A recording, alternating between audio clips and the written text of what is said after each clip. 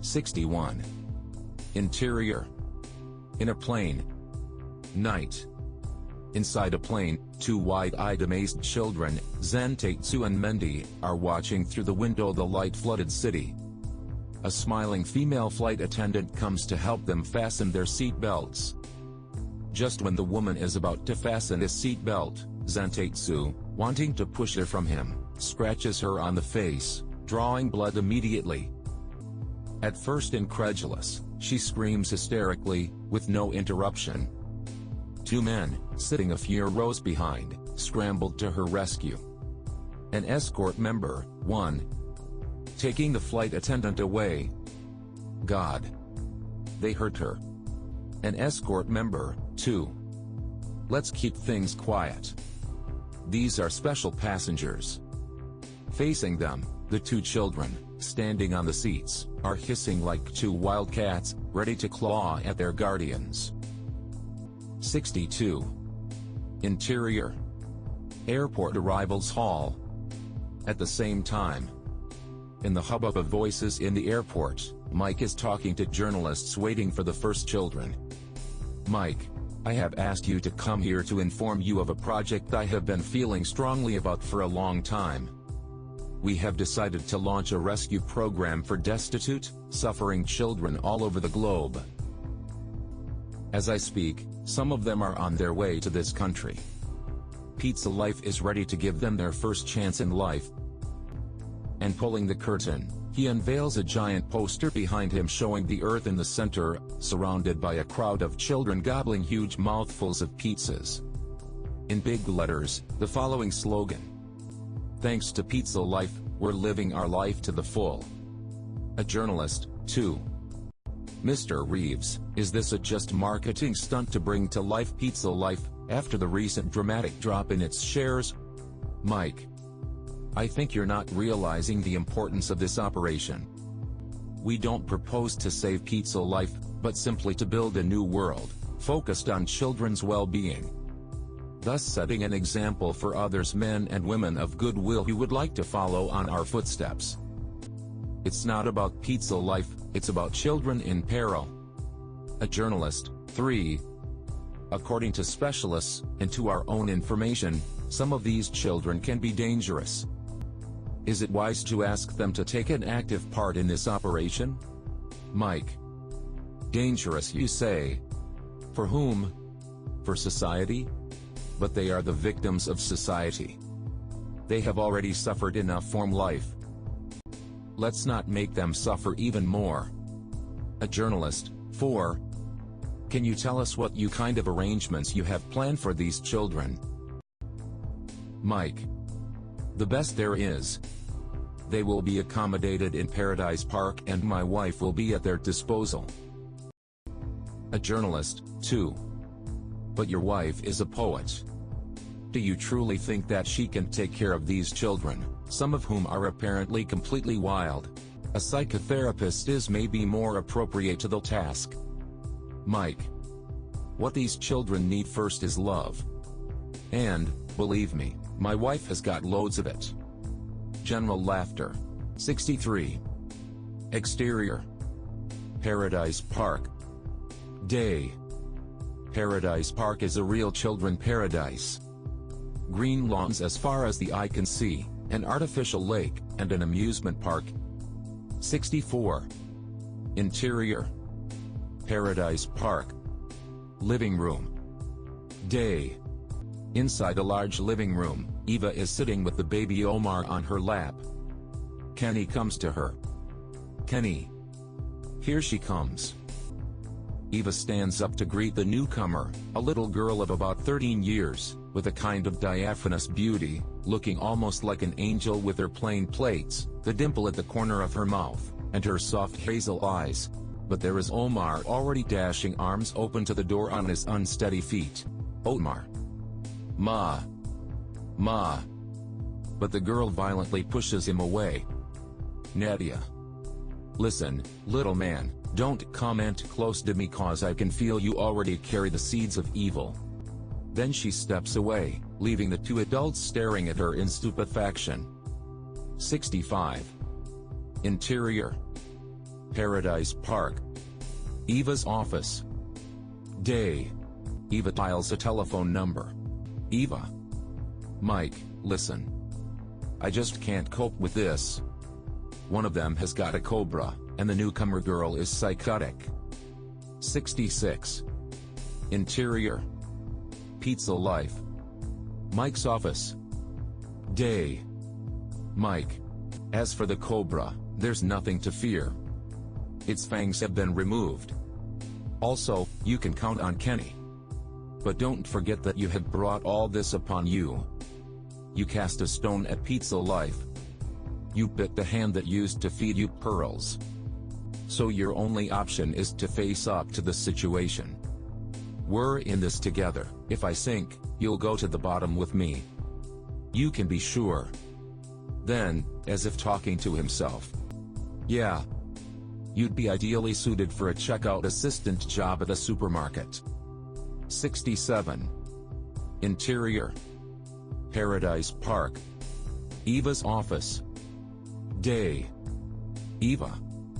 Mike, please. This is not the moment. These children don't even speak English. I can't even communicate with them. What shall I do? 68. Interior. Pizza Life. Mike's office.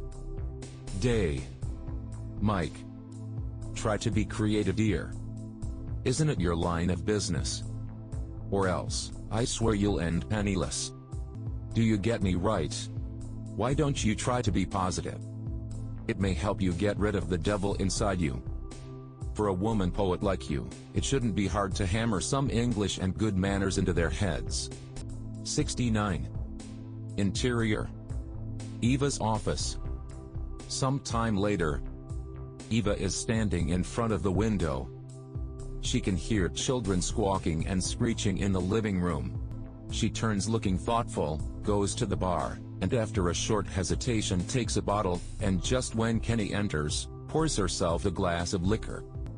Eva, what are you doing? You have decided to quit drinking. Eva. This is too much for me. I just can't cope.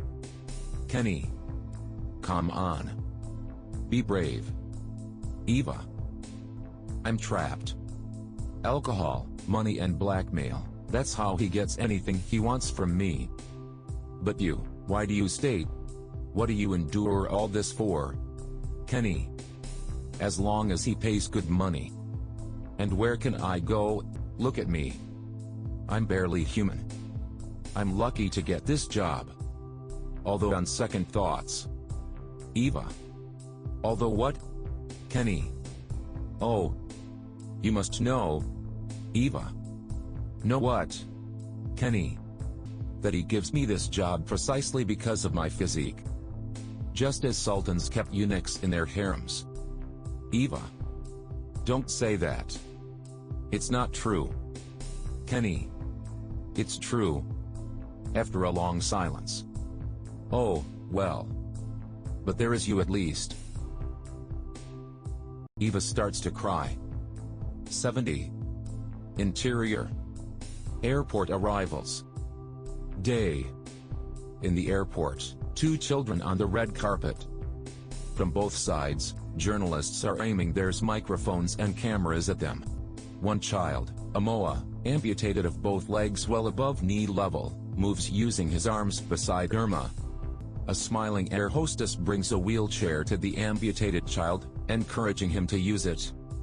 But he looks at her, smiling. Amoa. I'd prefer to keep contact with the earth. The little girl behind, walks with a blank, expressionless face. The air hostess, who didn't understand anything, keeps trotting behind them with the wheelchair. 71. Exterior. Anarostrum. Day. Anarostrum, with election campaign posters around, the President of the United States speaks before an enthusiastic crowd. Just behind him, a woman and a child, probably his family. President Moore. For all these reasons, you must give us your support. These are not Republican versus or Democratic issues. These are American issues. What's at stake here is the future of America, the future of all our children. Thousands of people, brandishing posters, burst into thunderous applause. When applause subsides, a journalist, a woman, takes the floor. A journalist, 5. Mr. President, your political program is focused on social justice. What do you think of the latest action taken by Pizza Life owner? Which seems in keeping with this policy? President Moore: You know, we welcome all goodwill initiatives. A few children more saved from misery, and snatched from poverty's claws. But our dream is to see faces of all children in America and in the whole world, children of the poor or the wealthy, beaming with the same smile of happiness. A journalist, 6. So, you wouldn't mind, Mr. President, to let your daughter join the group of children taken care of by Pizza Life? President Moore, looking at his daughter: You know, she must accept first. Even the President of the United States has to bow to democratic choices in his family. The crowd bursts into laughter, and renewed applause. Oddly, his daughter, Sarah, keeps quiet and doesn't even turn a hair. 72. Interior. Pizza Life offices. Day. Sandra runs into Mike's office without giving the secretary time to announce her. Sandra: Mike, I was in Wall Street. Our shares have stopped dropping.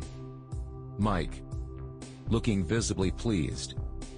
And they all thought they could easily knock me down. 73. Interior. Paradise Park. Kitchen. Night. Kenny enters into the kitchen, followed by a new child, Pepito. Kenny: Eva, we've got a new friend. She turns and discovers a very beautiful boy, a little strapping fellow, who, quite unexpectedly, talks to her in poor English. Pepito: Maybe me can help you. Eva, ecstatic. At long last. Someone normal. Where did you learn our language? Pepito, smiling. In a dumping site. But you not surprised. Everything in Garbage Valley, books, and with luck, dictionary. Eva: What's your name? Pepito: My little brother calls me Pepito. Eva: It's a beautiful name. The little boy smiles. 74.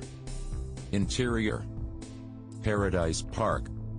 A long corridor. Night.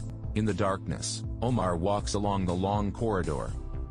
Soft mewing sounds come out of his throat. He finally pushes a door to a room, and goes to the bed where the shape of a coiled-up body can be seen under the blanket. Omar: Ma. Ma. Eva, surprised, tenderly holds the toddler in her arms. Eva: My little baby. 75. Exterior. Paradise Park. Day. Several months later. The children are playing in the park around the swimming pool. With awkward hops and taunted by men imitating his twisted movements. Amoa tries to catch Omar, who is riding his tricycle. Pepito dives wildly in the water, splashing Zentatsu, who is playing chess by himself, and yells angrily. A bit farther, Nadia is tormenting a silently weeping Irma. 76. Interior. Paradise Park. Classroom. Day. The children are playing inside a room fitted out with teaching equipment. Several English words are written on the blackboard. Eva, holding a book, shows them a strip cartoon. Very beautiful pictures showing an old man in the sea, fighting a monstrous fish. Pepito takes the book from her hands, and looks closer at the picture. On the back cover page, the large beard of the author, Ernest Hemingway. 77. Interior. Paradise Park. Kitchen. Day. Sitting at a large table, the children are patiently listening to Eva teaching them table manners. Suddenly, Zentatsu stands up and pulls the tablecloth with all his might, knocking over plates and lunch. He stares defiantly at Eva, as other children pounce on him. 78. Interior. Pizza Life.